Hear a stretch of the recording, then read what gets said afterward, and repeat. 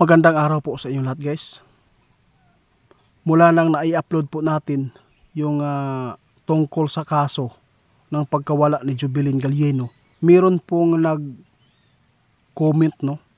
Nakita po daw nila si Jubilin Galieno. Ito po yung comment. Kaya hindi ko pinalampas ngayon. Kaya pinuntahan ko si kaibigan. Itanong natin kung totoo po ba ang kanilang ipinapaabot, no? Kung totoo po ba talaga na buhay. Kasi sinabi po ng ating kaibigan, pag hindi nyo nakita yung buto, ibig sabihin niya may chance pang buhay. Yun. Sinabihan pa tayo, guys, na wag na lang daw tayong makialam dahil po magsayang-sayang lang daw tag-oras. Totoo naman talaga na buhay. Kaibigan, napanood nila yung video natin ba tungkol sa pagpapaabot ninyo. Tama daw, tumumpak daw kayo. Yung nag-request po sa atin, no, ma'am, wag na lang daw ninyong paghinayangan po yung oras niyo po dito na itanong sa Buindi.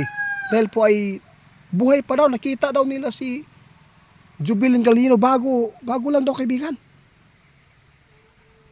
Oo, kaya nandito ako sa iyo para itanong ko sa inyo kung totoo po ba talaga yung sinabi ng tao na to. Naku po, guys, ito ang sabi ng ating kaibigan Itiit. Huwag ka muna maniwala doon.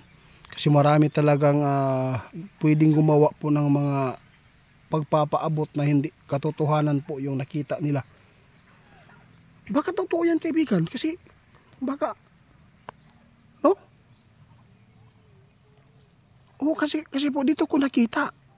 Bakit po yung mga magulang ni Galieno hanggang ngayon hindi na po nila pinapagulo ang kaso? Ibig sabihin nito, buhay talaga at alam po nila, bakit itinago lang po nila yung nangyari ngayon sa kanila dahil po meron na pong nadadawit na pulis, di ba? Ay nako, guys. Ito po sa lahat po ng nag-comment sa atin, no. Buhay daw, nakita daw nila bago pa lang, no? Bago lang daw nakita nila. Baka po kamukha lang po ni Jubilin, ha. Basta sinabi ng ating kaibigan ngayon, wag lang po daw tayo agad maniwala, no? Kasi hindi naman po talaga totoo itong ipinapaabot sa atin. Baka po gumawa lang po daw ng istorya para lang makapambulabog, kaibigan. Salamat, ha. Oh, sabi ng ating kaibigan, kung hindi talaga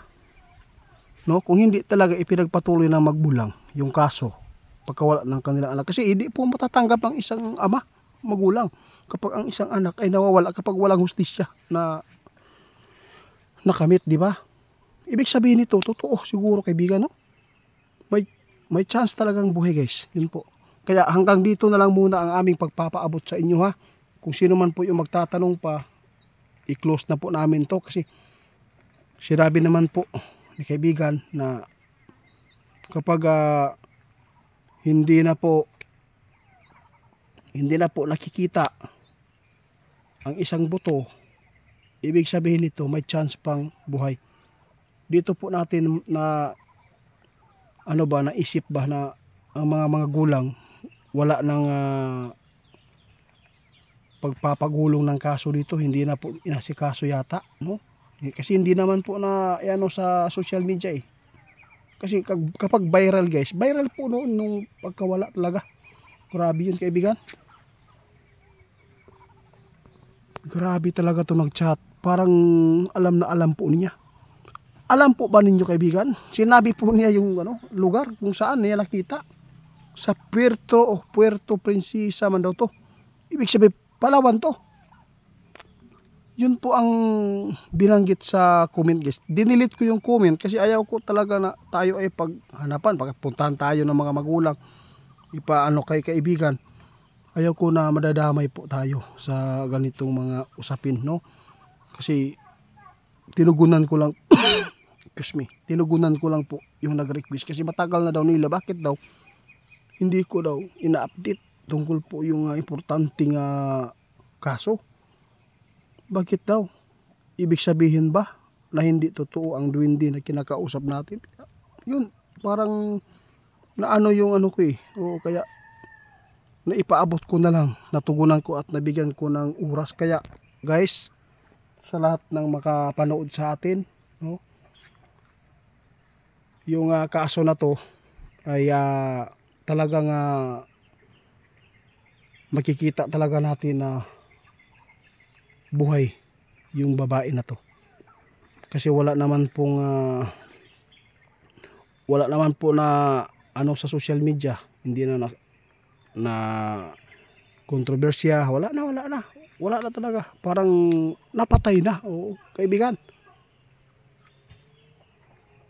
Salamat po sa inyo sa inyong pagtugon sa mga tao na nangangailangan po ng impormasyon. Hindi lang ako magtatagal dito, ako ay aalis na guys. Sa tanan sana po yung mga mag-comment sa atin, sana yung totoo lang, sana wag lang po tayong gagawa ng comment na makapagbigay po ng haka-haka, no? Salamat po sa inyo.